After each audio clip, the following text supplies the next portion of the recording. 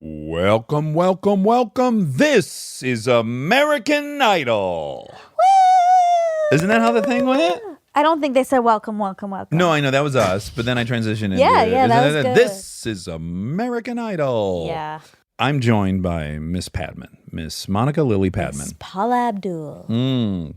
The Paula to your... Am I the Simon in this mix? Well, yeah, because Randy's Randy. That's true. We're going to interview Randy Jackson. He's a world-renowned musician, a record producer, and an A&R executive, an author, a television producer, an entrepreneur, and founder of the UniFi Health Labs. I came to love him on American Idol, For Me, For You, Dog. Say it all the time still. And he has a new show, a revamp of Name That Tune, which I absolutely loved the earlier iterations of. So see Randy on Fox's Name That Tune on Wednesdays at 9, 8 Central. Please enjoy. Wait, I have to say something really important. Yeah. How cute you thought he was? Yes. Yeah. Randy is the cutest, best guest we've ever had. Well, He is a shiny light bulb. he is. He's so positive and likable. It's insane. I loved him. Yeah. For Me, For You, Dog, I really liked him. Yeah. Oh, I'm glad you paused me to say that. Please enjoy. This is American Idol. We get support from Quince. So we've been talking about Quince a lot lately, and as we head into fall, it's the perfect time to reset your wardrobe with their amazing pieces. I think it's so fun to do when the seasons turn over to just spruce up your wardrobe with a couple specials, and Quince is the place. Totally. We're talking organic cotton, Mongolian cashmere, tailored chinos from just $60. Premium fit and quality you'd expect from a luxury brand designer. I love Quince. You know, I like it understated and subtle, and I like stuff that has high quality. And Quince checks all those boxes. I love a lot of stuff from Quince. Honestly, they have incredible premium denim, which is very important for fall. It's pretty much all I wear in the fall is denim. And Quince has such a good selection of quality denim. Their stuff is so versatile, timeless, and built to last that you just grab every single day without thinking. Right. And all of that for 50 to 80% less than similar brands. They go direct to ethical factories, cut out the middlemen, so you get all that quality without overpaying for it. We love that. And they do way more than clothes. They have bedding, cookware, bath essentials, travel must-haves, same deal, and great quality. Upgrade your everyday. Download the Quince app for app-exclusive offers or go to quince.com/Dax. Get free shipping on your order and 365-day returns. Now available in Canada and the UK too. That's QUINCE.com/Dax. We get support from Apple Gift Card. Back to school is here, and for many, that means some big life transitions. Whether they are heading into a new grade or setting up a dorm for the first time, you want to give them something that actually supports their growth and success. Apple Gift Card is a versatile solution because it takes the guesswork out of gifting. It's not just about a new pair of AirPods for focus. It's about giving them the invaluable chance to choose the digital tools and subscriptions that suit their unique journey. They can use it for productivity apps on the App Store, movie nights on Apple TV, or extra iCloud storage for all those new memories. With Apple Gift Card, it's so empowering to give the students their freedom to allocate their own resources. Celebrate their new academic chapter. Visit applegiftcard.apple.com to celebrate their milestones and gift one today. He's an armchair expert. He's an armchair expert. He's an armchair expert. Oh, we need something like this, We Monica. do. I like I'm the really look of jealous. Can you see what we got going on? It's really janky compared to your setup. Yeah, I don't know what's going on over there. There's a lot of really disturbing images behind you. It's distracting, isn't it? There's some military hardware on a poster, but it's covered by a soundboard. I'm getting very worried, man. I don't know. I got to check my pulse. What part of town do you live in, Randy? I live over here in the Hollywood Hills, but the studio's right down here in Hollywood. Where you're shooting Name That Tune? No, Name No. That Tune we shot in Australia Get the fuck because out of of here. COVID. Yeah, bro, you should have come over, man. Oh, I want to. We have a colleague we work with who's in New Zealand. And every time we FaceTime him, he's strolling down the street, no mask, he's on dates, he goes to the movies. It's like a superpower. Well, listen, we had to do 2 weeks of hardcore quarantine where you couldn't leave your hotel room. I mean, this is serious. Guards at your door. They're checking COVID every 2 days. They come with hazmat suits. And you can't leave your room. Yeah. It's bizarre. Whoa. I mean, if we did this in America, maybe it might work, you know what I mean? Now, let me ask you, for someone who works as much as you do, having that 2 weeks imprisonment in the hotel, was it kind of dreamy? Did you recharge? I feel like this may have added a year to your life and you didn't even know it. You know what, Dax, man? I feel like, I had to check in with myself and I thought, where am I? Am I here now? What do I want to do? What do I want to see in life? Today is the first day of the rest of my life, Dax. I believe what am I doing with my life? Am I happy with who and where I am? Yeah. Deep thoughts. It gave me deep thoughts, dude. I had to go inward, man. The kind of stuff you and Monica be doing, always going in. Mhm. I must say, it's the only way we could have shot this show with a live audience, live band. It's the only way we could have done it. Name That Tune is back, Dax. Yes, it is. Now, I watched the teaser for it, and how the fuck are people getting a song from one note? Honest What's to the God. premise? Okay, tell right, us the so premise. yeah, so Monica's only 33. So there was a very famous show, Name That Tune, and you'd hear a portion of the song and you'd have to guess it, or Oh. right, Randy? Monica, Dax, and I are only a couple of years older than you, Oh, so I don't know. front. You look. Stop you fronting, guys- Monica. Stop fronting on Don't step to these young bucks. Exactly. Well, listen, you're talking about the bitter note, the iconic bitter note round. So Name That Tune is back, a show from the 50s, 60s that was just the iconic music guessing game show. So we got the opening rounds like, the spin me round, which we spin the wheel to pick categories, mixtape. We do a bunch of stuff like that. Then we get into bitter note. Like Dax would say, I could name that song in 7 notes. Monica, you say I could name it in 5. Whoa. Then we get to the golden medley, which is the final round, which you hear this song, you got to name it, but you got 30 seconds to name 7 songs. So you really got to know the name exactly. Really quick, I'm going to do an example for Monica. So, Monica, I'm going to predict that you can get a song in 4 notes. And I don't know anything about music, Randy. Maybe there's more notes here, but just let's try it, okay? Down, down, down, down. Can't touch this. Or Super Freak, which sample can't touch this. Tricky. It gets tricky probably Also, with I'm the hip-hop. worst to play this game. I'm really Well, not I thought it good was at this. Super Freak. I thought it was Super Freak, and it was. But see, here's the deal. You got to know the name exactly. Oh. It can't be you're a super freak, I'm a super freak. It's got to be the name exactly. Oh, God. Like, I'll show you how I would have failed that. Randy, hit me with those 4 notes. Da-da-da-da. That kind you don't take home to mother. Oh, you would just. Oh, wow. Ah, Oh, boy. he went to the Magic Mike version of it. That's the thing. That's what makes it so fun. Yeah, the best part is a lot of times when you're watching a game show, you don't get sucked in all that much because they're like in this crazy world, shit's flying around, buzzers, blah, blah, blah. But that very simple thing of hearing a little bit of a song and being with other people and everyone trying to get it, I feel like you would get sucked in really easy just watching it. Like it would feel very participatory. People at home, whether you realize it or not, you're playing along because you're trying to guess what song it is too. Yeah. Now, Jane Krakowski, she hosts it and you are the musical director. Band leader, musical director, side banana. Whatever title you want, I'm going to give you. CEO of music. How about God? Music God. I hosted a game show for Fox last year. By the way, Rob Wade, wonderful guy. Let's just give him a shout out. Yes, I remember that show. We love Rob Wade. I hope you repurposed our wheel in your show because it was expensive.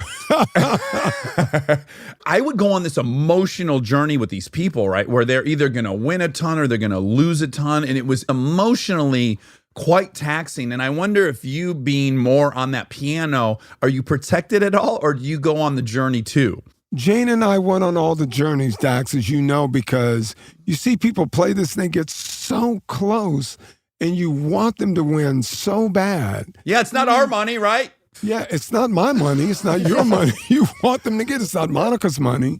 So you're like, come on, guys, you're so close. And so when somebody would win, Oh my God, Jane was crying. We're just all emotional because you pull for these guys and you see what it can mean to their life, how it could change their life. Somebody works as a clerk somewhere and they're only making X amount of dollars a year, and this could be more money than they'll make in 2 years. Yeah. And Wow. people could own a home, right? They could like start a home. Dude, you got the $100,000 grand prize. You can win money in the other rounds. It's crazy, man. I had to fight the urge to offer them my paycheck. I remember pulling the producer aside and being like, let's go in on something here. This was heartbreaking. Let's see if we can put a little safety net under. Oh my God, bro. That's funny though, but that's the way Jane and I felt. Yeah. So, Randy, you grew up in Baton Rouge, Louisiana. Dirty South, man. Come on, Dax. Where you from, man? Well, I'm from Detroit, so I'm from the dirty South. you're from stanky Atlanta. Ooh, they put some stink on it there. Yo, ATL, look at you. Yeah. You could tell that, right? Looking at her, you could feel the rhythm. Yeah, I could see that ATL right in her. That hot Atlanta's just pouring out of every pore. But Randy, I'm midway between you and Monica, and it hits me all at once. Like, holy shit, I talked on an old clunky phone and I fucking dialed it by rotating this thing, and it took 6 minutes to make a phone call. Like, wow, a lot's happened in my life, right? Or the words that people just said out loud everywhere I went, on the playground, what you called people. It's evolved so much. And when I think about you being born in Baton Rouge in 56, like you being a child in the 60s in the deep South, certainly you've witnessed an insane amount of change. Is that accurate? Dude, so much change. I was talking to somebody the other day. My friend was asking me, so what do you think were the biggest changes of you now and then? I said, bro, I was eating everything fried, sugar, dusted in salt, Tabasco like crazy. We never trusted a skinny chef. Now, I've started my own healthcare line, Unify Health Labs, with vitamins and stuff. Like, I've lost all this weight and got my body together. And people go like, well, you used to eat like that? Yes, but I mean, I didn't know anything, bro. Oh, yeah. I didn't know that I didn't know that I didn't know. Down there, they go, boy, you got that big belly. You must be eating good. And I'm like, yeah, man. You done made it, Dax. You got that big belly. You drink a lot of beer, huh? Yeah, yeah. Yeah. So now I'm in California. I'm on this crazy health thing. I got vitamins. You know what I'm saying? Like, it's such a different life. Well, it's like you've lived different iterations of a life. But I guess what I was more referencing is when I see these black and white news footage videos of people spraying black people with fire hoses. Oh, yeah. That was mid 60s in Louisiana. I guess that's what I'm saying is you were a little boy and that was the climate. It was so crazy. I don't remember it that well because I was young. I remember seeing all of this stuff and living through a lot of it and seeing the changes that it made. The more vivid memory I had as I was a kid, but seeing how Woodstock transformed that then young youth to take over America, to burn money, burn flags, burn bras, saying music is free, we're free, I don't care if we're all pumped up on drugs. This is the world we want to see and we want to live in.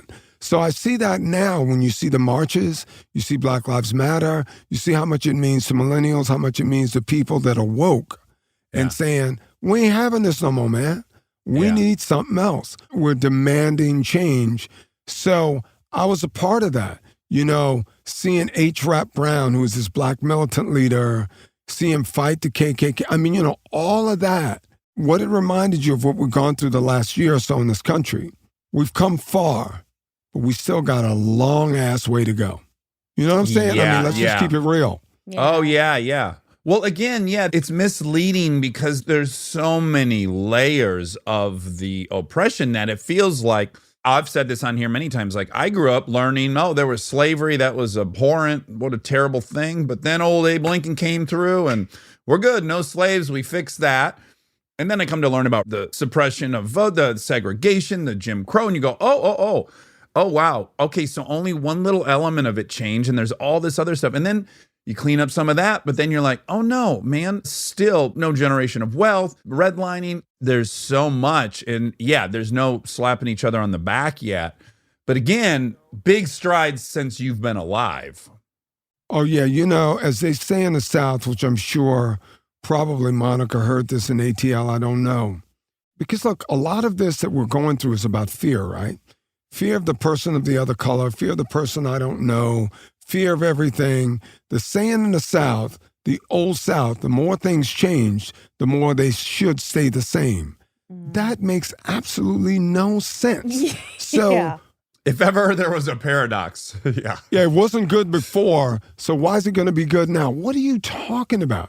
Things were never great. They're getting better, but they were never great. So, you know, people are just afraid of change. You know what I mean? Sorry, I don't know if you heard that, Daddy, but my 7-year-old decided she was I going to love get that. involved. That made my day. That made my day. See, listen, we're keeping it real with Dax and Monica, y'all. We got kids coming in and out. Daddy's in the house. Hello, Daddy. If you think we're on the penthouse floor somewhere, well, you just found out we're not. No. I'm saying, are you my daddy? So, what age did you start playing bass, and why that instrument? I actually started playing drums first because my brother's a drummer. And I started playing guitar. Then I started playing bass. Then I started playing saxophone and piano. Then I went back to bass. But, you know, the bass just spoke to me. You know, bass is the real final frontier. You know, the bottom rules forever, Dax. You know that being from Detroit, man. Uh-huh. With all that Motor City Motown-ness, man. Come on, man. Absolutely. Now, that role, the bass player, generally speaking, you got to be the most eccentric member of the whole fucking band, right? Like, there's a great history of those guys just being the most out there dudes in the band. Of course, man. We're living our best life, as Oprah says. Come on, Dax, me and you. Yo. So I hope that this shocks you. Fingers crossed. As I learned about you today, I learned that you potentially played on one of my favorite songs of all time. And I don't think you would have ever guessed this is one of my favorite songs. But Elephants in Love, Jean-Luc Ponty, off of Fables. Oh, Were you my on God. that? Look at you. Look at you. Look at you. Wow. Dax, you go deep, brother. I had no idea. I knew you went to UCLA and you graduated with honors, but yo. My dad loved Jean-Luc Ponty, and I grew up listening to it. And Elephants in Love still in my top 4 songs of all time. And then I saw that you were on 3 Jean-Luc Ponty albums early in your career. Yeah, I love Jean-Luc, man. I mean, you know, I started being in bands and all that kind of Hendrix Zeppelin kind of stuff, but then, you know, doing the funk thing with James Brown kind of bands. But then I really delved deeper into jazz fusion, which to me is the ultimate expression for a musician. It's such a high degree of difficulty. It's like the Olympics of music, I call it. Because you got to be able to improvise, you got to be able to read, you got to be able to play anything, multi-rhythm, multi-time signatures. It's the ultimate primo musician. This is why all the jazz guys, including John Coltrane, who became the greatest mentor to me ever, because this guy was ridiculous, all studied all of the Indian rhythms and ragas and modes because the degree of difficulty. And so Jean-Luc was in Mahavishnu Orchestra with John McLaughlin, who later had Shakti, this group that he had, El Shankar and all these guys. He was just the ultimate musician. So it was a dream of mine to go to the highest level, go there, try and throw down with the best of them. I was very fortunate to be there. I want to plead a little defense for jazz fusion, because I think what happens, like when I tell people I love Stanley Clarke or I love Pat Metheny or I love all these folks, Right.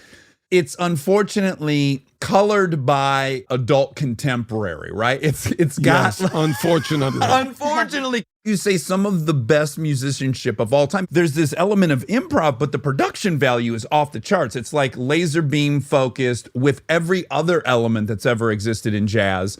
And then the product is just like, it's laser focused. Yeah, I mean, you know, it gets a bad rap. Once again, most things in life, if you look at them, it's out of fear. These are so many notes, so many polyrhythms, so complex. I don't understand it. It makes me scared. Can I just go back to listening to some simple pop song that's 2 chords at best with a melody that's 4 notes? Because this I know. So the fear of that I don't understand it, or it makes me not cool because I don't understand, or it makes me scared because I don't understand, if they would just embrace it. But I think part of the problem with that is I think it's also the labels and how people have treated it throughout time. Miles Davis was a rock star because he gave you the rock star vibe. He gave you the outfits, the clothing. He was cool. He was bigger than life. He's hanging out with supermodels, and he was everything that a Bowie or a Hendrix or Jimi Hendrix on the trumpet. I mean, he was like a sex Exactly. machine. Yeah. Exactly. But he's also the guy that started bebop. He transformed it. Now, what has happened, a lot of the jazz fusion guys, though, they themselves are great musicians, but not stars. Yeah. So they're wearing the button-up suit, look like they work at the bank, or like, you're an insurance guy or some shit. I don't even know what's going on. Let me put on a suit. Whoa, that's going to make you a star. Whoa, I've never seen somebody wear a suit before. So Miles transcended that. So I think the guys have done this to themselves as well. Uh-huh. So I'm going to do one more nerdy thing, and Monica will probably cut all this out because it'll be boring to everybody. But one guy I thought was going to break through in that Miles way, that Jimi Hendrix way, is someone you worked with whom I love, and I've had him on, is Van Hunt. Oh, we love Van Hunt. We love Van, man. Atlanta. He had that sexual power was just in every song. He just woke your groin up in a way that some of the greats have. Van is so great. He's still great. Van, what's up if you out there, man? Holla at us, dog. But, he's from Dayton, Ohio. He grew up like you grew up in Detroit with all of that Motown, with all of the Sugar Otis, with all of the Curtis Mayfields, the Marvin Gayes. He grew up with the greats. So when you grow up with those greats and you take it all in, like Prince took it all in, Michael took it all in. They took in James Brown. They took in Sly and the Family Stone. They took in Hendrix. They took the Isley Brothers. They took it all in. So when you take all of that in, as Van did, and then you write from the heart, oh, my God. And I met Van because I'd signed this girl when I was doing A&R Columbia Records named Dion Ferris, who was in Arrested Development, speaking of Atlanta. I feel personally that me musically, a lot of contemporaries and my friends musically, those of us that are woke about all kinds of music and love everything and love music, it's our responsibility to push it and pay it forward. So Arrested Development was a forward-thinking group like Outkast, like Van Hunt, like all these things, saying, okay, where can I take it next from my experiences? Like probably Dax, what you and Monica doing on your podcast. So how can I enlighten people in a different way, take them somewhere that they haven't been, turn them on to things that they haven't experienced? What part of this can I do being a woke individual? You know what I'm saying? So Van, yo, man, hold it down. Let's get back in the lab, Van. Let's get cooked up, man. I think we would do really good on a road trip together, you and I, Randy. Do you like Brand New Heavies? Dude, come on. The girl from singing in there from New Orleans is my girl, India Davenport. What are you talking about? Dude, I love these. These are my peeps. These are my peeps, dude. Dax, you know what we should do? Huh. Let's do a show, a road trip. You and I get on a bus. Oh, I just got one. I just bought one. Dude, let's take your bus out. I'm in it, dude. I'm just looking for a road dog. I got you, man. I got you, Dax. Come on, man. Randy and Dax, take on Memphis. I want to know a little bit more about the Randy Jackson story because it's pretty interesting. And I have some theories that I'm going to hit you with, and I want to see what you think. But you became a very in-demand, very accomplished studio musician in the 80s. I imagine you were in LA doing this. Well, San Francisco, 80s and 90s, because, I was living up in the Bay in Marin. I went up there to start this production company with Narda Michael Walden. And it's funny because he and I are now back. I'm back in Journey, and he's in Journey with me now, the Reformed Journey. And we started making all these records as jazz fusion guys. We met at a Chuck Mangione show at the Santa Monica Civic. And Feel So Good? Yeah, man, exactly. And from there, it just grew, and we started this production company trying to make urban records. And then our first big hit was Freeway of Love for the late, great Aretha Franklin, which brought Aretha back. Clive Davis, we happened on. Clive said, you guys did such a good job. I'm going to give you my next big talent. So we recorded a song called How Will I Know with the great Whitney Houston. So that started a whole cavalcade of things happening. And from there, I was already doing sessions. I had a pickup band with the Santana guys and the Journey guys. I had bands with the Grateful Dead guys. Listen, let me say something here. Let me put a caveat here. I was living a very different Randy life at that time with so many inebriants. I guess I didn't realize what was going on at the time, or even if I was really there half the time. Sure. But as I think back on it now, I'm like, yo, that was crazy. But maybe that's why I was doing so many inebriants, so I wouldn't know. So I don't know. I got clean and sober about 17 years ago. So, Oh, you did? I didn't know that. Yeah. I was 16 years sober. I relapsed this year on opiates, but I'm back. So I'm with you. I've been on the journey for like 17 years myself. Yeah, people helped me make a change. What I notice about that, all that work you did, is that it doesn't seem like you had a singular goal. It seems like you had a love for all these things and you kind of let them take you wherever they took you. Is that fair to say? Dude, you hit it on the head. Open to all the possibilities, not blocking any blessings, love music, just want to live my life through music, and love all kinds of music. Yeah. Bluegrass, country, Zydeco. I grew up with Zydeco. Yeah, you're on a Charlie Daniels album. I love Charlie. Dude, Charlie, listen, the late, great Clarence Gatemouth Brown and I toured when I was in his band. We toured with the Charlie Daniels Band. That's Devil Came Down to Georgia. We played a lot of shows. Kinky Friedman was on the bill.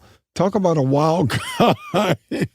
But Kinky was pushing the envelope. I'm just saying, it's like, I just love music, right? You give me a great song, some great talents, some interesting, I love music. Okay, this is the juicy part I want to know. When I look at the list, it's insane. You've listed a ton of them, but Bob Dylan's in there. This is what I immediately thought of. You've been in the studio 100 times with people who were young and at the peak of their powers, at the peak of their popularity. I have to imagine, just given what I've seen on movie sets, that you saw the most atrocious behavior conceivable. And you at many times were a role player. So it's like you got to be sitting there with your bass ready to be perfect when they say go. But now this singer, they may be fucking in the bathroom for 2.5 hours, and then they may come out and say, this all sucks. I don't want to do this. This isn't right. How did you have the patience for that? What was that like? Am I right about you've seen some crazy shit? You're right about it. I've seen some wild insaneness, but that comes with making great art, right? Because the first thing that they say, oh, he or she must be just batshit crazy. But the art drives you to that because you have to be free enough to take it all in. That's why they need the inebriants, to get away from themselves, to escape. Like I remember Eddie Van Halen saying to me once, not so many years ago, God, I've never been in the studio or recorded anything not being high out of my mind. Yeah. It's a different experience. Can I hit you with my theory on that? Because you would know better than anyone. To bring something completely new and novel to music, to anything, what it tells me is that you see the world differently than all of your peers and everyone else walking around on planet Earth. And so that's the great gift of it. But at the same time, that uniqueness is also isolating, and you don't see the world as all your peers. That's why you have this gift. And the discomfort of that, I think, is what many musicians throughout history have had to treat with substances. Yeah, and you hit it on the head again, Dax. The truth also really is, and I say this to artists all the time because I manage artists, been an artist myself, got production companies, all this stuff, right? You have to be willing to go into the strongest wind against all the hate in the world, holding a cross that is struck by lightning nude. Are you able to do that and give beyond zero fucks? Are you able to do that? Are you that one? Because Mick Jagger had to eat crap like hell before he made it. Mm-hmm. Jimi Hendrix had to go through hell. All the ones that you love, Bowie, in that time, are you kidding? To go through hell. Queen, all the things that you love, they had to go through hell. Don't forget, people hated them. Madonna, people hated her. She had to be so bold.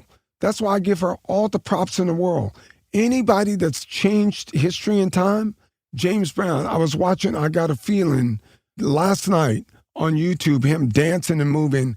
You've never seen anything like that, but you can see how he greatly influenced Prince and Michael Jackson because the hair, the suits, the short suits, how they fit, how he moved with the mic. Dude, in order to be a winner, you got to go against all the hate in the world and say, look, I'm getting this. I don't care what comes before me.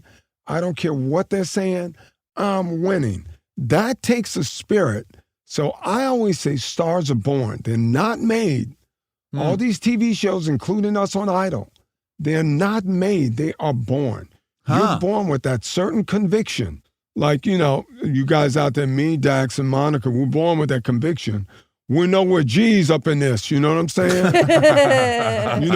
Dax is helping us realize it again today. You know what I'm saying? But you gotta have that thing against all odds. I'm winning. Delusion. Arrogance. Yeah. In my case, arrogance. Yeah. Think about all the greats. Yeah. You gotta have it all. Think about sports athletes that people thought they'd never make it. Stay tuned for more Armchair Expert, if you dare. We get support from Skims. Oh man, do I love Skims. I've been living in the Skims lightweight cotton collection all summer, and I have to tell you, getting dressed has become so easy. I just throw it on. It just feels right immediately, whether I'm grabbing coffee or I'm on the couch all day or I'm out, even going to dinner. The cotton is so lightweight and breathable, which in this heat is a non-negotiable. The cotton jersey t-shirt, I just need everyone to know about this one. This one hugs in all the right places. It's very soft and it still looks and fits the same after months of washing, which is very hard to do, I feel, with t-shirts. I've been wearing the black cotton jersey t-shirt with basically everything all summer long. It goes great with any patterned skirt or shorts or pants. I mean, anything, truly. I believe that's probably my favorite piece from the cotton collection, but they also have great lightweight cotton thongs that are so comfortable and they're cute. That is a very, very hard mix to achieve, especially with undergarments. I feel if you can find some that are cute, but also comfortable and do the job, that is a win. And Skims has really, really figured that out with the lightweight cotton collection. Shop Skims cotton and all of my favorite pieces at skims.com. After you place your order, be sure to let them know we sent you. Select podcast in the survey and be sure to select Armchair Expert in the drop-down menu that follows. This podcast is brought to you by Squarespace. We've talked before about Rob building our website on Squarespace, and I bring it up again because it's a perfect example of what they do well. Rob had all the pieces, the content, the vision, the ideas, but he needed something to actually take all that and make it public facing. And Squarespace was that bridge. Maybe you're in the same spot. You've been developing something, a business, a skill set, a body of work, and it's been private. It's been yours. But at some point, you're ready to put it out there. And that transition from private to public can feel like a huge leap. Squarespace makes it feel like a step. Beautiful templates, built-in SEO, email campaigns, scheduling, analytics, everything you need to go from I've been working on this to here it is, come find me. All in one place, no code, no stitching together a bunch of different tools. So if you've been sitting on something and waiting for the right moment, this might be it. Head to squarespace.com/DAX for a free trial. And when you're ready to launch, use offer code DAX to save 10% off your first purchase of a website or domain. We are supported by Walden University. You know that feeling when you've been thinking about making a move, going after the degree, the promotion, the thing you keep telling yourself you'll get to someday? Walden University is built for that moment. For over 50 years, Walden has helped working professionals get the W, the knowledge, the skills, and the confidence to create real change in their careers and communities. Their programs are designed around your life, not the other way around. With Tempo Learning available in select programs, there are no rigid schedules or set weekly deadlines. You move at your own pace. And Walden's faculty aren't just academics. They're practitioners who bring real-world experience into everything they teach. From your first class to career coaching and beyond, Walden is your partner the whole way. Take the first step and learn at a pace that works for you. Visit waldenu.edu. Walden University. Set a course for change. Certified to operate by Chev. This episode is brought to you by SoFi, the all-in-one finance app where you can bank, borrow, and invest all in one place. Let's talk bank accounts for a second. The average bank savings rate is 0.39% in interest. You're earning pennies on your savings, but it does not have to be that way. With SoFi high yield checking and savings, the money barely making moves sitting in your savings account can earn over 8 times the national average savings rate with eligible direct deposit. No account or overdraft fees, which feels rare these days. You can get your paycheck up to 2 days early, perfect for getting ahead of a bill or grabbing what you need right when you need it. Plus, get up to a $300 welcome bonus when you sign up with eligible direct deposit. Sign up for SoFi checking and savings at SoFi.com/armchair. SoFi checking and savings is offered through SoFi Bank NA, member FDIC. Terms apply.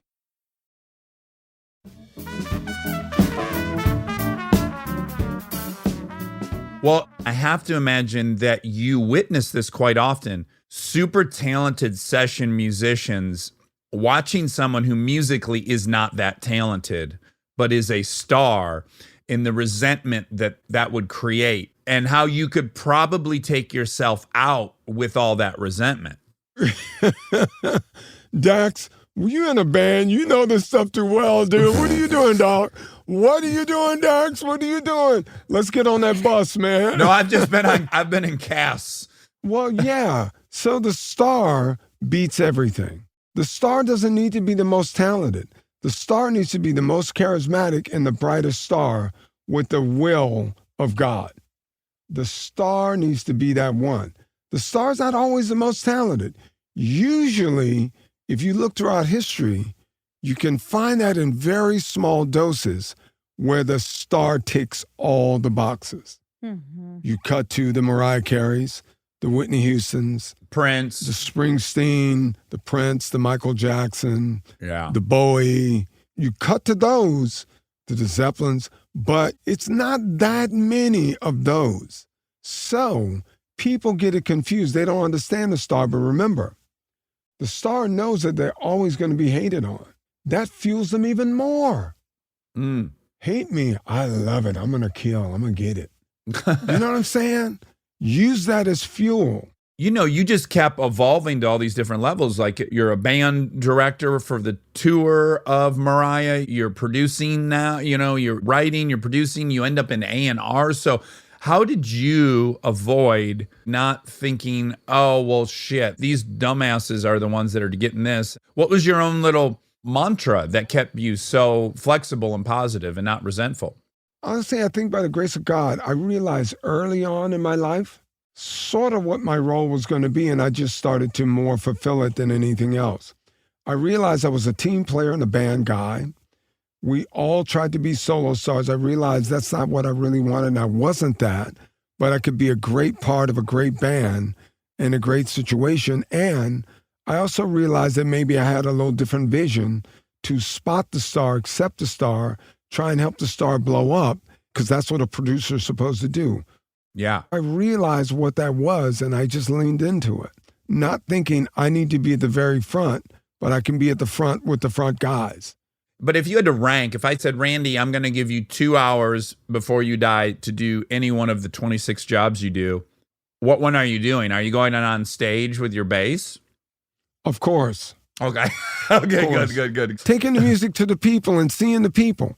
Yeah. It's great to play those small clubs so you can look in the faces of people, see how and if the music's affecting them and what you're doing. Because one of my greatest times in life is being in Journey back in the day and being on stage at a festival, and there's 150,000 people, and every person in the crowd singing the lyrics to that song. Crazy.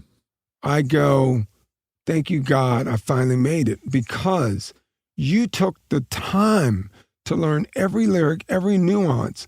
This music meant that much to you. This is the reason we all do it.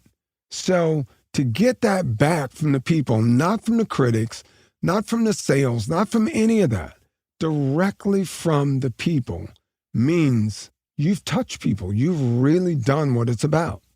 You know what I mean? You've helped somebody's life. They love that lyric so much. They identify with it so much that they took the time to completely ingest it and remember it. Whoa. Yeah, and you're doing virtually a synchronized dance with 150,000 people. Like the symmetry of that has got to be electric. It is crazy, bro. And like, I remember I had tears streaming down my face and I was like, wow, this is it. This is what it's all about. So to get that rush and that high, dude, it's unbelievable. Yeah. So this is what drives these people to do it. So when a lot of stars that are the sincere ones, because there's a lot of ones that are not sincere too, like anything else, but to get that sincerity where they say the fans is what drives them, that's really the truth. Because you can only buy so much stuff. You can only make and spend so much money. You can only love so many different people. Yeah. But that thing that you get from that crowd, that you go, this is why I'm really here. Because, you know, what's your purpose as an artist? What's the purpose? Music is to soothe the savages in all of us. Yeah, that moment is dead pure, and then everything that's built off of it is questionable. That moment Well, is yeah. like, yeah. Now, another interesting career turn for you, or just jog in the road, is becoming an A&R person at both Columbia and MCA. And I wondered, what got you into that? While I was in Journey and doing sessions up in the Bay, I had moved down to LA because I was doing a lot of sessions down here. I think within a 3-month span, I was working on, and I'm not just blowing names out.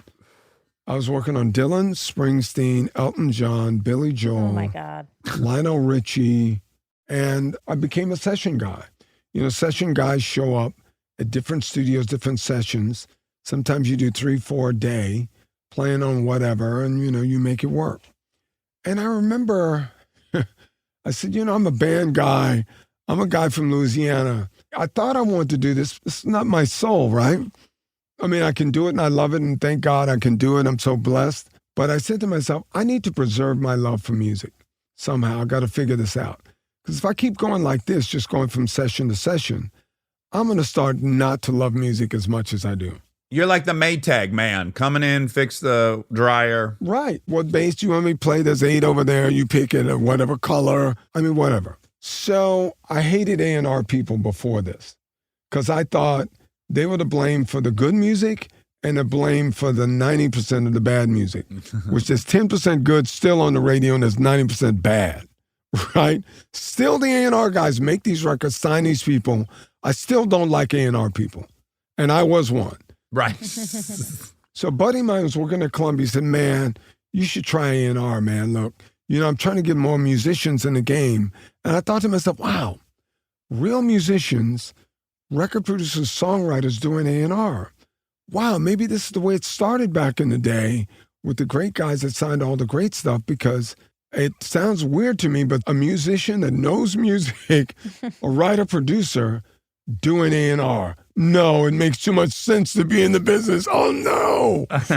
So I decided to jump in and do it. And I realized that these A&R people, still today, people can spot talent sometimes, but they don't know how to make it go. So you need to be able to have the right phone book to hire the right people, to know who to hire to make it go. So it's not just going on TikTok or YouTube or Instagram or whatever social media thing of your choice. Oh, this person's talented. Do you know how to bring that to life? Whoa, that's the art. Yeah. So I learned where the community was faltering and where I could be of service and help. So that made me happy to know that I could actually help to build it and try and help it become realized. And that's how I got into it. Yeah. And so you were doing that when Idol came around, yeah?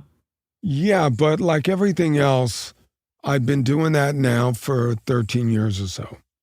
I was getting burnt out on the A&R thing, because doing A&R, if you're doing it correctly, which I don't know how many people are doing it correctly. As I say, I don't know. I don't know what's going on now. It's a little foggy to me. I don't think things are going the right way. But anyway, you have to be able to futurecast. If I sign you and Monica today, a year from now, which is early when that record comes out, I got to know if the marketplace is going to be able to bear what you're doing and what we're creating.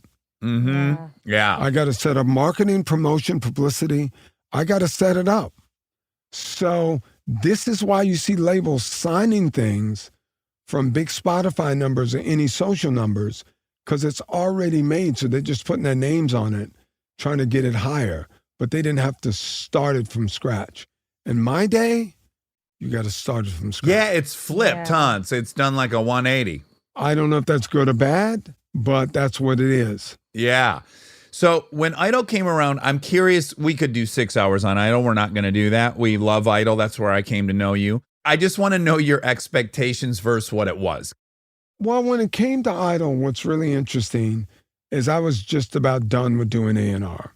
I saw the curvature of what was happening. We would put acts on TV, Mary J. Blige, Blink-182, when I was at MCA, which costs a lot to put acts on TV, more than people even think. And we saw not the sales spikes being the same numbers. So I saw that changing. The Lenos, the Lettermans were not the same. They weren't driving numbers anymore. So remember, as you study the marketplace, you see the curvature of what's happening. So the real leaders out there today are studying what's going to be next. What's after Spotify? What's after TikTok? What's coming next? So those are the real leaders, right? So I said, you know, I'm a little bored with this. I think there's got to be a different way to break acts and do music. Agent friend of mine, Jeff Frasco at CAA, said, hey, you know Simon Fuller's got this crazy show in the UK. Your boy, another A&R guy, Simon Cowell's on it. It's funny. I said, would you ever entertain doing this show? I go, yeah, I don't know. Music shows on TV are like corny, you know, because like, Yeah. I do A&R. I'm cool, man. Yeah, right. Rock bands. You got street cred. Yeah. Yeah, don't bust my cool with these corny shows. So I said, you know what? I watched it and I was laughing because Kyle was giving it to them between the teeth, like, you suck, you know, this whole thing. And I was laughing because I knew him. So he came over and he and I sat at the Four Seasons up by the pool in LA here and talked about it. We were laughing, talked about what it could do on the A&R side, because he was an A&R guy in the UK. And you know what? I said to myself, I said, listen, I need to change anyway. I may as well take a leap of faith and see what happens. It's either going to win or lose, but I feel like it's the right way to go. You know, that real guttural, intuitive, instinctual thing. That's why I signed on. It's one of the top 5 cultural phenomena in the last 20 years, right? I mean, there is a point where you guys are on and it's like, it's approaching Super Bowl number. It's just like the biggest show on TV by such a landslide where you just like, holy smokes, this is like nothing I've ever experienced. You're right. We were getting 32 million people an episode twice a week. So 64 million people a week. That's insane. insane. But here's the thing that people don't know. It was TikTok before TikTok in an even better way, because you saw somebody perform. They built an audience that you could then track and go to and look at the followers. So you see somebody come on, they all of a sudden, they're in the top 10 on the show. They got 7 million followers. You can market and promote to them, and they can see you week in, week out as we try and tell the audience at home what's right with them, what's wrong with them, what they need to work on. So it was the A&R process completely unfolded. And what people still miss today, Dax and Monica, Kyle and I were A&R guys. We weren't just celebrities judging a show. Yeah, right. This is what we did for a living, like me doing A&R, being a musician, a producer, and a manager doing A&R. No, it makes too much sense. Being on a reality show about finding, discovering, and developing talent, being an A&R guy, makes too much sense. Yeah. So you see all these celebrities on these shows selling whatever. Love all of them. They're all my friends. I'm happy and proud. Great. They do an amazing job. But they're not A&R people. Yeah. So our hope was to find somebody that would still keep us cool and represent us and say, yo, we found this undiscovered talent, Kelly Clarkson, and she's blowing up, yo. So we still know what we're doing. We're just doing A&R on TV now. We're not just doing it and nothing happens to these people. Carrie Underwood became a superstar. Adam Lambert became Jennifer Hudson. Fantasia. Yeah. These people became superstars. You did too, though. I just want to say, like, I don't know. There's not been too many historic light switches that flipped as it did for you, right? I mean, you go from general anonymity to 35 million people know your full name. I mean, that's got to be crazy when you start walking around town and you're like, oh my goodness, well, 1 in 8 people know my name. Yeah, dude, it was such a life change. But you know what? It happened for me later in life, so I could better deal with it. You know what I'm saying? You weren't ready for that ever before. I was ready for it, but I was on 25,000 inebriants. That's what I'm saying. Had you been given the opportunity in the 80s, you would have fucked it up. Yeah, and I mean, look, I was on stage with Journey, and I mean, I had a lot of fans and stuff, but it was in a different sort of cone. Yeah. It wasn't this worldwide cone like that, you know what I'm saying? So yeah, it was a trip, dude. It was a trip. But I mean, thank God we discovered some talent and it all worked. But you know, I laugh at when I see these shows sometimes because as an A&R person or manager or writer or producer, when someone would walk through the door, 40 boxes would go down by their head, and Kyle and I were just ticking them off one by one. Eyes too close together, knock-kneed, shy, needs a hair makeover, needs a wig, needs their ears fixed. You know, like you just no, but I'm saying That's you're just how it going through was. it. Yeah. This is what you do. Yeah. It might not be pretty, but it's... As my friend Kenny Ortega, whom I met, people know him from High School Musical and Michael Jackson and everything else. Kenny Ortega's real. And he would always say, Bob Fosse said to him, if you don't walk in here with it, you ain't got it. So when Fosse would see dancers walk in, he'd go, leave. What do you mean I haven't danced? You ain't got it. You didn't walk in. Oh, man, cutthroat. No, but you know what I'm saying. Oh, yeah. There's a marketplace reality, and you guys were in charge of figuring out who would be selling in the marketplace. And as true great A&R people, you're figuring out how to fix it, what needs to be fixed. They sing 4 or 5 notes. You go, good low register, high register shit, blah, blah, blah, blah, blah. Who do I call for the songs? Who do I call to produce it? You've already decided in your head the whole thing. Yeah. And so all you're doing is testing theories, ticking them off, saying, okay, that didn't work. Let me try this. That didn't work. Was there ever a time someone came in and you were like, there's no way, but then you were wrong? They sang, they blew you away, and then they won, or... Very seldom because, as I say, we were A&R guys. It's what we did for a living for years. Yeah. So sometimes you say, listen, Carrie Underwood, you're very shy. You just need to start to believe in yourself. You got this. So you can see the turn and you saying things to them. We would say things to them to try and get them, to give them the insight to see if they could turn it on themselves. That's part of the whole thing. But, you know, you knew she had that talent. You could hear from the first couple of notes. Monica, you could sing 2 notes to me right now, and I go, yeah. Do it, Monica. Sing some notes right now, girl. I've been Live trying to your make best her... life, Monica. I've been trying to make her sing on here for 3 years. I won't even sing for Dax. I'm definitely not singing for Randy Jackson. And I would sing for an hour for you, and I can't sing, but I would love to. Yeah, but Dax, we're going to fix you up on the bus, man. On tour with Dax and Randy. There'll be one of those moments where, like, if I drop the mic, yet I keep singing, and we all realize it's on a CD. I have one other American Idol question, which is just, for me, who's pretty codependent, I don't really want to hurt anyone's feelings. It must have been so lovely to have Simon there, just knowing, like, well, he'll say everything fucking shitty, and then I can come in with some support and some rebuild. Was that beautiful cover fire to have? Well, I tell you what's really funny about the show. Paula, whom I'd known forever, whom I love dearly. I didn't know Seacrest or Dunkelman, who started the first season with us. But the team that formed, unbeknownst to us, was the complete perfect mixture. Yeah. Paula had to be there to make me and Simon work. We had to be there to make her work, to make Ryan work. It was such the perfect storm none of us knew. Lightning just struck. We got incredibly lucky and incredibly blessed. So I see other shows try and copy that. You can't copy it. It has to be born of itself. It has to be natural. You can't force chemistry like that.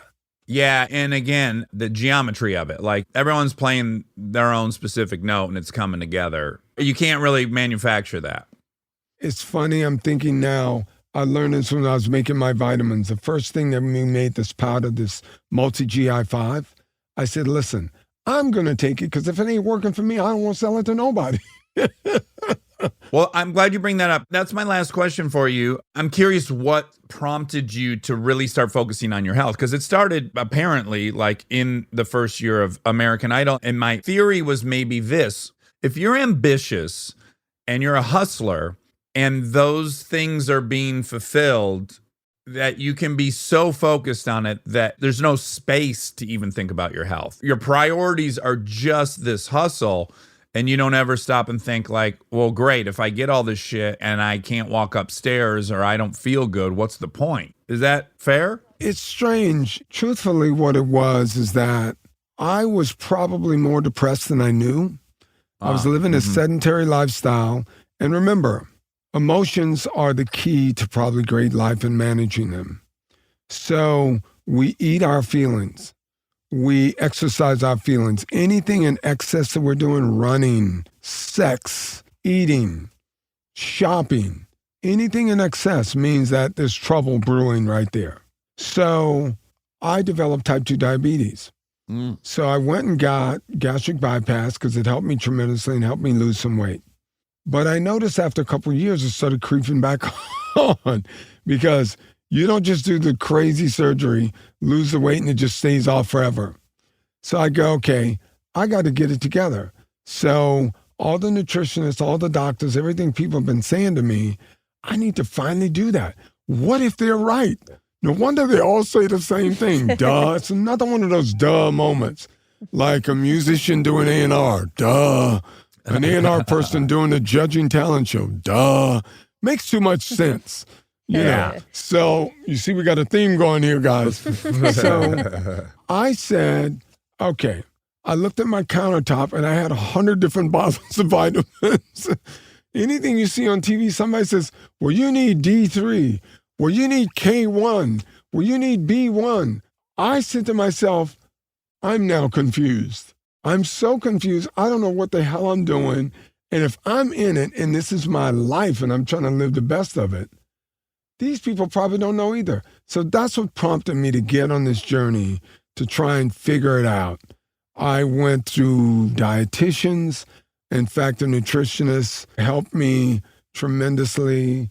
I had a bunch of team of doctors that I've seen for this Unify Health Labs. I just went in, man. I went in to try and solve my own puzzles, take it all myself for a year to make sure it did what I said it was going to do and help me. And then said, okay, cool.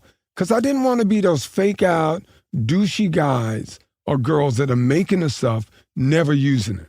So that's what really got me to going, because I wanted to figure out a way, keep the weight off, eat healthy. That's why I laughed with my friend the other day when we're talking about eating in the South. The reference started at Mardi Gras time. There's this thing called the king cake.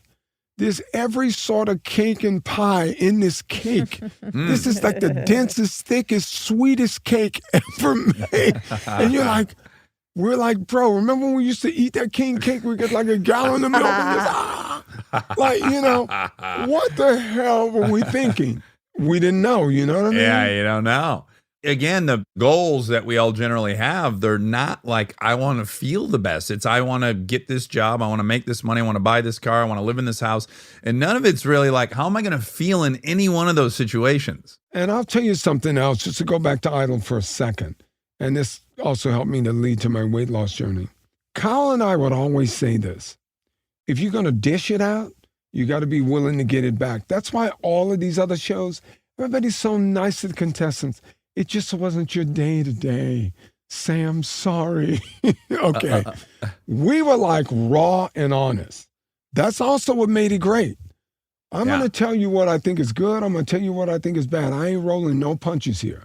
Yeah. But we said, if you dish it out, you got to be willing to get it back. So if I say that was terrible and come at you with some kind of thing that I think is just being truthful, you might take it as an insult. So people will come onto the show and they'll go like, well, I think, what was the girl's name? Tamika, whatever her name was. She said, well, Randy, you're fat. I go, yeah, I got mirrors in my house. I know that. So, you know what I'm saying? But you know what I'm saying? That kind of guttural honesty. Yeah. Yo, you don't see that on TV today, man. You don't see that stuff. Yeah. People are afraid of that. Let me just sugarcoat everything. Yeah. So are we telling the truth? No wonder nobody from these shows are winning or doing anything with the rest of their lives. Nobody's being honest with them. Yeah. Yeah. Can I cut you a little break on the king cake? Because, You love it. well, the more you ate of it, the more chance you were going to get the king. So you kind of had to eat as many pieces You're as incentivized possible. to Yeah. finish it. Yeah. I know, but still. That's a good point, Monica. By design, you're incentivized To to eat find the whole that king. cake and get the king. Monica, you got to agree with me on something. The stores in the South, even the department stores, Publix in Atlanta or whatever, Oh, Publix, yep. you've never seen sweets like sweets there. Stuff out here is not as sweet. Oh, for No. sure. It is crazy. The fried, the salt. The reason we don't trust Yeah. a skinny chef in Louisiana, you don't want to see condiments on the table. It means the chef didn't taste the food. That's what we do. You're supposed to taste this damn food before you serve it to me, knowing it's salty enough, hot Yep. enough. If you didn't do that, this is terrible food. In fact, I wouldn't trust a restaurant where there was any food left. The chef should have eaten it all because it was so damn good. Every time you go in there, they should go, no, he ate it all again. I go, fuck, I'm going to eat here once. I bet it's Yo. incredible. That's what I'm saying, man. Not this stuff out here in L.A. where people, you want no salt, no butter, no onions. Well, everyone's leaving with to-go bags because no one could get through it. Yeah. I don't see any to-go bags in the South. No. Okay, so Randy, Name That Tune is out January 6th, 9 p.m. on Fox. We get to see you play, which is very exciting. Yes. And we get to see Jane interact with everyone. She's phenomenal. We're huge fans. Jane is amazing. I think this is going to be awesome for you, for Fox, and I'm so excited to see it. So I hope everyone too. checks it out January 6th on Fox at 9 p.m. Well, listen, Dax, Yeah, you got to promise me one thing. I can do it. If we ever do a celeb version of Uh-huh. Name That Tune, you got to come on and play, dog. Come on, man. Oh, absolutely. I give myself a 4 on the drums. I'm a 4 out of 10. So I can play. I can play. I love that. In fact, I know one I could do that would trigger someone. It's We're Not Gonna Take It. That drum beat is so We're not specific by gonna Twisted take Sister. Yeah. Yeah. I think if I hit people with just a few of that, we could get them there. What is cha, boom, boom, cha, boom, boom, cha, boom, boom, cha, boom. We're not more like that. gonna take it. No, we're not gonna take it. You think you Go can do ahead, something with that man. Let's start the auto-tune? band. Now it's Monica. Monica, start the bus. Monica, start the bus. Get it idling. Get everything up to temperature. Monica's driving and people are jumping out of the way. It could be exciting. Yeah. Randy, you've always been so sweet when I've bumped into you in real life. You walk the talk, and we thank you so much for being on. I hope everyone watches Name That Tune. Thanks, brother. All right, we'll see you. I'll bump into you, and then we'll do something that combines my automotive knowledge and your A&R knowledge, and we'll blow the lid off Dude, this let's thing. go, Dax. Come on, man. I appreciate you guys having me. Thank you. All right, be well. Happy New Year. Bye. Peace, guys. Stay tuned for more Armchair Expert, if you dare. This episode is brought to you by the new Max original comedy series, Stuart Fails to Save the Universe. From the world and creators of The Big Bang Theory comes a new comedy series. Stuart Bloom, comic book store owner and lovable underdog, accidentally breaks a device built by Sheldon and Leonard and kicks off a full-blown multiverse Armageddon. Now, he's on a mission to put reality back together alongside his girlfriend Denise, a geologist named Bert, and physicist Barry Kripke. Along the way, they're running into alternate universe versions of characters you already know and love. Check out the new Max original comedy series, Stuart Fails to Save the Universe, now streaming exclusively on HBO Max with new episodes Thursday at 9 p.m. Eastern. Subscription required. This episode is brought to you by ServiceNow. Look, I have my dream job. I get to talk to folks I admire like crazy and ask them virtually any question that I want to. I can't imagine a better way to spend my time. But even dream jobs have some not so dreamy parts, the stuff that gets in the way of the actual work. Now, that's where ServiceNow's AI specialists come in. They don't just tell you what you should do about your busy work. They actually do it, start to finish. Cases closed, requests handled, no extra work for you. So you and your team can focus on what matters most, which for me is, are they obsessed with male bodies on the same level as I am? They never are. To learn how to put AI to work for people, visit servicenow.com. Triple shot half calf oat milk 2 pumps extra foam. Your coffee order might be getting a little complicated. Your toothpaste doesn't have to be. Arm & Hammer baking soda toothpaste keeps it simple with a powerful ingredient that works hard for you, baking soda. That's why it's the #1 dentist recommended baking soda toothpaste. As you brush, the baking soda particles dissolve to help break down plaque and stains for a whiter smile, so your teeth can feel clean, look bright, and make brushing a no-brainer. Try Arm & Hammer toothpaste. Simple, powerful, clean. Living your best life means being extra where it counts and skipping the extra where you don't need it. Like in your cleaning products. That's where 7th Generation comes in. Their bio-based cleaning power delivers a powerful clean with nothing extra in the bottle. Need a dish soap that cuts through the tough grease? A detergent that tackles the worst stains and odors? 7th Generation handles it all without any dyes or artificial fragrances. Real clean doesn't have to come with a long list of add-ons. Upgrade to a powerful clean without anything extra. Look for 7th Generation dish soap and laundry detergent wherever you shop for your cleaning products. And now my favorite part of the show, the fact check with my soulmate, Monica Padman. I know you hate when I ask you who's attractive and stuff, and for good reason, but I don't think you would be hesitant to say cutest guest for you. I love Randy. You do. It was so fun watching you during the interview. You just had a glee. He's so shiny and likable and positive, just lovely energy. I could not believe it. A+ on the energy for Randy. God, I really liked him. Should we tell people really quick that I stupidly, when the first time I saw the email that was like, hey, we're adding Randy Jackson to the schedule, for some reason in my head, I had filed that as we were interviewing Alan Jackson. Country star. Yeah, and so for like a week and a half, I was like, way down yonder on the Chattahoochee, it gets hotter than a hoochie coochie. We laid rubber on the Georgia asphalt, got a little crazy, but we never got caught. And I was really prepared to talk to him about the hooch. Yeah. The hoocher from your home state. My home state. Ding, ding, ding. Ding, what ding, a ding. week for my home state. Big week for your home state. Came through for me. Came through down, rolled right down rolled right down the hooch. That's right. Right down the hoochie. Anyways, it wasn't my Alan. elementary school is called Chattahoochee Elementary. Oh, it is? Yeah. Well, I love that song. But I was glad it was Randy. Yeah. Well, I like both. And it's not like I was disappointed it was Randy. It just, what a mix up for me. When I looked at the schedule like 2 days before, I'm like, I'm already set for this interview. Yeah. Way down yonder. But that would have been the whole interview. Yeah. It seems like we dodged a bullet there. I would have sang it to him 6 or 7 times. You would have poked your eyes out with a needle. Speaking of singing, Randy wanted me to sing and I didn't do it. You could be a star right now and you're not. I and have it's some your regrets. fault. I do have you some should. regrets. Yeah, I regret that. There hasn't been, to my knowledge, there hasn't been an Indian American pop star. You could like blaze a whole new trail. Oh my God. You know what? That is definitely never a job I wanted. Pop star? Yeah, like, Dance like around everyone like sexy. wants to be like a pop star, rock star. Never for me. Britney Spears. Yeah, never for me. Me neither.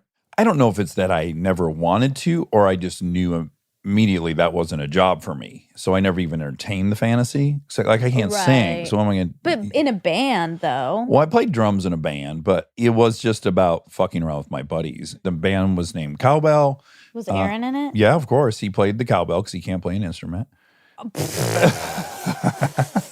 Oh my God. I mean, he since learned to play the drums, but at that time, he could only play the cowbell. Who sang? I think Aaron Tyrell. Wow. Yeah, it was a terrible band, but we had fun. We played a Metallica cover, For Whom the Bell Tolls, but we changed it to For Whom the Cowbell Tolls. Oh my God. We did one show. It was really fun. And was all the songs about Cowbell? cowbell? Yeah, we changed all of them to cowbell. Yeah. And this was before. Ring My Cowbell? Not that one, because that's a disco song, right? Yeah, but you could have made it yours. Ring my cow. Well, also, this was before the cowbell sketch. I want to be very clear. What's that? the famous cowbell sketch from Will Ferrell on Saturday Night Live. You know what this song needs? More cowbell. And it's ding, ding, ding, ding, ding. It's a very famous sketch. Oh. You would know it if you saw it. And every time he hits a cowbell, his belly comes out of the bottom of his shirt more and more. Christopher Walken is the producer, and he keeps coming in. And he's like, you know what this song needs? More cowbell. And then they bring him back out, and then the whole song is just cowbell. It's one of the best sketches of all time. But our band Cowbell predated that sketch. Wow. Yeah. Do you think you influenced it? Oh, and can I tell you what? We had merch. You did? It was a pentagram with Elsie the cow's face in the pentagram. So it looked like Slayer, but with Elsie the cow. And it was cowbell. Goodness. Really good merch. Good merch. Aaron Tyrell all the way. He was a genius at that stuff. Aaron Tyrell is not best friend Aaron Weekly. No, and in fact, I don't know if I've said it on here, but the group primarily was Aaron Weekly, Aaron Gowatch, and Aaron Tyrell. So obviously everyone there is just Weekly, Tyrell, Gowatch. No one gets called Aaron back in Michigan. I mean, I'm kind of surprised the name of the band wasn't just Aaron. Aaron's in a D. Just Aaron. But I was in I it. know, but you'd have to sacrifice. Oh, for the greater good of Aaron's? Yeah. Fuck them. I was already outnumbered 3-1. You should feel bad for me. The band should be called the Daxes. Oh, God. The Dax Bells. Oh, God. Oh, gosh. Too bad, Randy. Do you know who this impersonation is? Oh, gosh. Oh, gosh, Mickey. Snoopy. Goofy. Oh. He says gorsh instead of gosh. That's good. That does sound like him. Oh, gorsh. Ding, ding, ding. This is kind of like Name That Tune. But in this case, it's impressions. Yeah, name that actor Name, or character. Name that character. Name that character. Do another. Okay, close your eyes. How's an asshole like mom get such a great Owen kitchen? Wilson. Wait, okay, you have to do different I've been ones doing than one the that you haven't normal. heard. Yeah. Oh, okay. Okay. So I went down to the park and cleaned it up Navy SEAL style. When I won the election, I proceeded to the hotel where I drank 4 bottles of Dom Perignon. Not Trump. No. Kristen's dad? No. Jesse Ventura. Oh, I'm not. Yeah. You're not well versed in No, Jesse I'm Ventura. Sure not. Okay. I'm not good at this. Just like I would be very bad at Name That Tune. Can we try one more just to see? If Yeah. Okay. I'll do one that's like generic that I don't do well, but that I think you would get. Okay. Let me think who that would be. What was it say? My hair. Elvis? No. Okay. I got moves. They're electrifying. Yeah. I the You Grease had it? guy. John Travolta. Yeah, Okay, yeah. okay. My hair. Okay. The That was Grease guy. it was like a 40% good That was good. impersonation, but he's so distinct that you can get it. Yeah, and the words you picked were helpful. Yeah, we're dialogue cues. Yeah. So if you didn't get the impression, you'd get it from the dialogue. Can you do a female one? Yes. Okay. Okay. Drew Barrymore. Is that who was? Oh, gonna I be? could do that one. Come here. Wait, what was the name of the whale? No, Biscuit the whale. Shit, if I can remember the name of the whale from the movie Kristen did with her. Oh. No. Don't go over there. No, I'm going to do another Okay, one. yeah, do It's going to be hard, though, to not give it away with the words she uses. Okay. I can see. That's bad. Oh, Sarah Palin. Yeah. Oh, I can do Audrey Hepburn. Okay.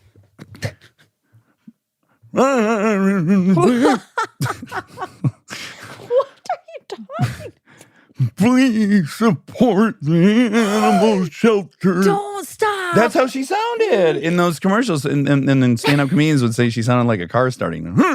Wait, Audrey Hepburn? Or Catherine, whoever did the SPCC commercials. I never heard that. There's no way Audrey Hepburn sounded like that. She was like the most. She was like the most elegant woman alive. Let's see if I can.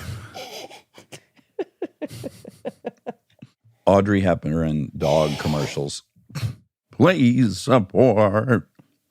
I'm going to do some further research. I don't want to eat up all of our time. I don't think it's her. Let me do Catherine Hepburn. With the Spark Cash Plus card from Capital One, you earn unlimited 2% cash back on every purchase. And you get big purchasing power, so your business can spend more and earn more. Stephen, Brandon, and Bruno, the business owners of SandCloud, reinvested their 2% cash back to help build the company's retail presence. Capital One. What's in your wallet? Find out more at CapitalOne.com/SparkCashPlus. Terms apply.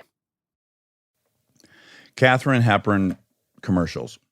13 million kids are dying year in and year out. 35,000 a day. That's terrifying. Okay. It's up to each of us to reach them before hunger and disease kills one another. Yours is bad and offensive. Smithers. Yours is bad and offensive. Well, I'm not saying anything mean about her. I'm just saying this is the facts. This is what her voice sounds like. I have no judgment on it. It's a great voice. Obviously, it was in commercials. Oh, wow. All right. Okay. By the way, I think that was an easy example. Like, it got worse. Katharine Hepburn. Oh, God. commercials. Okay. Enough. Okay. I think there's one that really isolates what I was. Terrible thing to say. It's not true. No, I found it fun. I find everything fun. When you open your door and you go out and they say, "Good morning, Miss Shepherd. Good morning." Oh, God. Good morning. All right, Miss all Hepburn. right. Good morning. That's I have to really card my face because I got to put my teeth out when I do it. Good morning, Mrs. Hepburn. You got to admit I wasn't off on the impersonation. You are. I mean, it's extreme. Well, all impersonations are. Okay, you're right. Okay. Sorry, Mrs. Hepburn. Hepburn. You're always saying, you're saying. I want to put the R before. Yeah. Hepburn. You do want to put it before. Hepburn. That's a. Hepburn. Yeah, Hepburn. It's a rough last name, too. But boy, they overcame it. They were both Big such time. beauties. Beauties. Big time. Beautiful voices, too. What's your next fact? Okay. Remember when I told you the part that's hard Is when I won't stop. Yeah. Okay. You want me to do another one? No. No, a different one. Okay, fine. One more. Okay. Not gonna do it. Ryan Hansen as David Spade as George Bush. Not Sr. David Spade, is Dana Carvey. Oh. Ryan Hansen as David Carvey as George Bush David Sr. Carvey. Oh, things are off the rails. Okay. So Randall. Oh, that's me. Randall. That's your middle name, in Yeah. case people don't know. Randall Shepard. I would have a different career, don't you think? If I was Randall Shepard, I'd be more in like westerns and stuff. Yeah. Put your hands together for Randall Shepard. And I ride in on a horse. I could see that. Howdy, ladies and gentlemen. Okay. All right.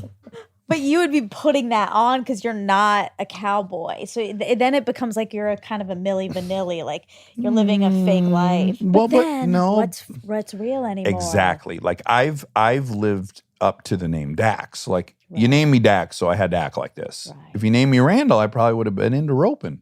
This is why naming is so scary. It is. If you name your kid Adolf, expect the worst. Probably don't name them that. Well, clearly, but expect the worst. Yeah. That's what's always rough in those Coors commercials. Like they try to give you the history of Coors. And it's like, our founding father, William Adolph Coors. And you're like, ooh, leave out the Adolf. Yeah. It's hard to get past. It was hard to get past Barack's middle name.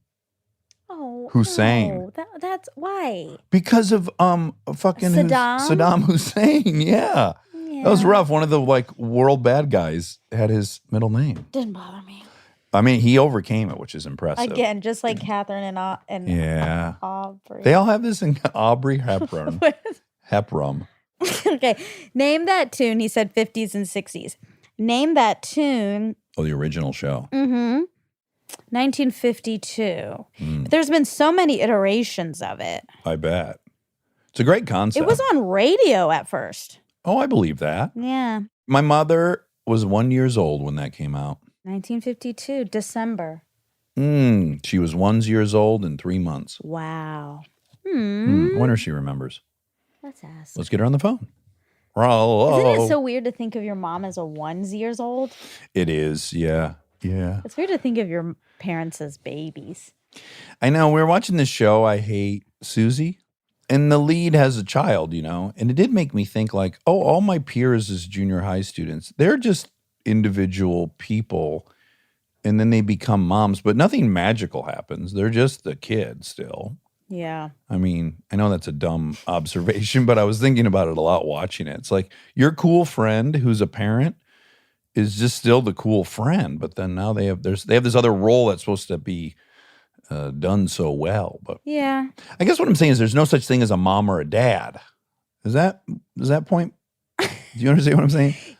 Yeah. Like you don't go change your identity because you have a kid. People are people, but we look at moms and dads as if they're supposed to be this perfect thing.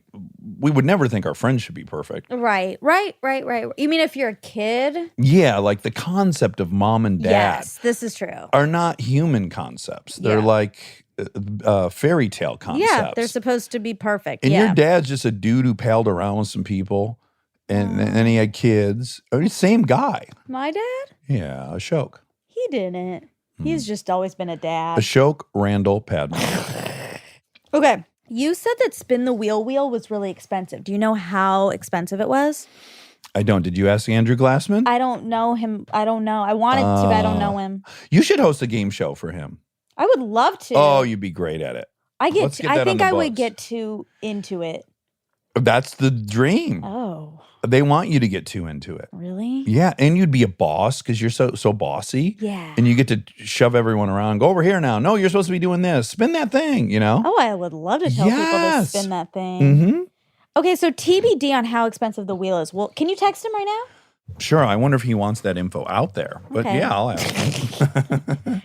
I'll dictate live so you know the exact question. I love Andrew Glassman. He is such a sweet, maybe the best boss I ever had. Hi, sweet friend, comma. Feel free to not give me this information, comma, but I'm in the middle of a fact check and I told Randy Jackson that our wheel cost a fortune, comma, pun intended, period. Am I allowed to know how much that fucker cost to construct, question mark? I hope he's quick response. He will be. Okay, well, we'll keep going while we wait to hear. Yeah, please hold while I connect that call. But in the meantime, I got another one I can do for you if you want to close your eyes. Okay. Okay. I knew this farmer, Dave. He had a pig. He used to go over to this guy's house, and sometimes he'd be playing with the pig. And, well, Dave. Jay Leno. It does sound a lot like Jay Leno. It's Norm Macdonald. I I would sometimes I do a don't better. know. Oh, I sometimes do a better Norm Macdonald. That wasn't very good. All right, now close your eyes. Okay. Welcome to the Tonight Show. Come look at my cars. I got a lot of cars. Okay. Say Mike Tyson. Oh, gosh. No. I'm putting an end to this. Okay. I've got a response from Andrew Glassman. By the team that built the London Eye, it was more than $1 million. Wow. Woo! Wow. It was huge. It was 4 or 5 stories. There was only 2 sound stages in all of LA that could accommodate this wheel. That's crazy. And luckily, it was at my favorite one. Yeah, the closest one to your house. Yeah. Well, one of. So you said the Idol was one of the top 5 cultural phenomenons. So I just thought it would be interesting to see what people thought were the top pop culture moments of the past decade, since now we're in a new decade. Okay. Okay, in 2010, Lady Gaga wears a dress made of meat at the MTV Video Music Awards. Very memorable. Very. 2010 to 2019, Beyonce becomes Beyonce. That's interesting. Yeah. This feels like a very arbitrary list, but please continue. It's from Forbes. Oh, okay. Well, 2011, Game of Thrones premieres on HBO. I'd go with that. Okay. I can get behind it. Oh, this one for sure. 2011, Prince William and Kate Middleton get married. Royals, the crown. Ding, ding, ding. 2011, 50 Shades of Grey is released. That was a big pop culture. Oh, 2011, Harry Potter ends. Oh, man. You haven't been happy since, have you? No. 10 years. Oh, this 2012 Girls premieres on HBO. Okay. 2013 Netflix releases House of Cards. Uh-oh. 2013 Prince George is born. Nope. I mean, These aren't real. 2013 Miley Cyrus twerks on stage with Robin Thicke at the 2013 MTV Music Awards. That was memorable. Video Music Awards. Oh, 2014 Ellen DeGeneres takes an epic Oscar selfie. Oh, right. I remember that. That was a big deal. Are you in it? I think I was there. This is the picture. Cooper's in it? Yeah, Yeah, I was there. That's the night that Brad Pitt told me he liked Hit and Run. Brad is in this picture. It has Bradley Cooper, Jennifer Lawrence, Meryl Streep, Julia Roberts, Brad Pitt, Kevin Spacey. Uh-oh. Oopsies. And some people I can't. Harvey Harvey Weinstein. I don't think so. But that's definitely in here. Although I guess it wouldn't be pop culture, but 2014 Serial debuts as a podcast. That's how our friendship really took hold. 2014 Kim Kardashian appears on the cover of Paper. Do you remember this? Oh, sure. It does I know look that familiar. image. Yeah, really oiled up. Ooh, 2015 Hamilton opens on Broadway. Oh, That's a good one. Memorable. 2015 Bruce Jenner comes out as Caitlyn Jenner on the cover of Vanity Fair. Okay. Yeah.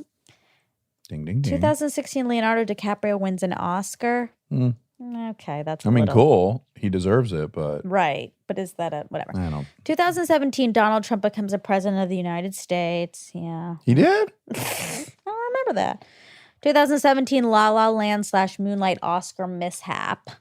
No. That was kind of memorable, but I mean, that doesn't it's a belong on there. Yeah.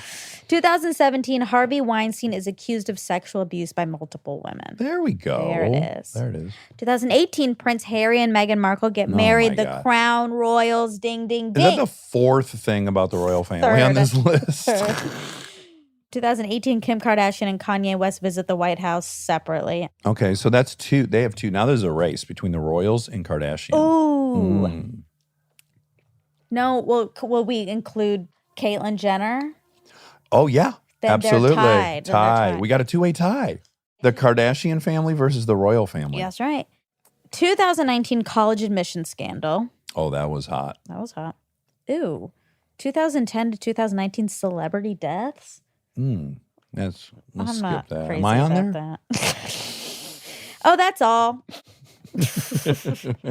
I guess the crown and the crown are tied. I guess so. There's something kind of poetic about that. The Kardashians are our royals in some way. Yeah, I'm not even going to expound on it, the similarities, but I could. Yeah. But I understand from Kristen that Kim is a really nice person who is sincerely dedicated to prison reform and exonerating wrongly convicted criminals. Yes. And I think Kristen wanted to implore her to help on something, and I guess she got back to her in like 2 seconds and really helped. Oh, that's nice. Yeah, so I can't really say anything. No. By the way, obviously, I love the royals. I love the crown. I'm not making a bad parallel, but I am making one that we've heightened people. Yeah. Mm-hmm. Mm-hmm. Yeah, Kim Kardashian on Letterman's show is a really good interview. I got to watch that. I really enjoyed it. I'll see you in, how long is it? I'll be right back. An hour. Okay. Okay, Dax is back. Ah, we're back. That was great. Great rack. Thank you. Thank you. Anywho, that's all. Well, that was great. We learned a lot. We learned a lot, and I don't agree with much of what we learned. Surprise. Ding, ding, ding. All right. Love you. Love you.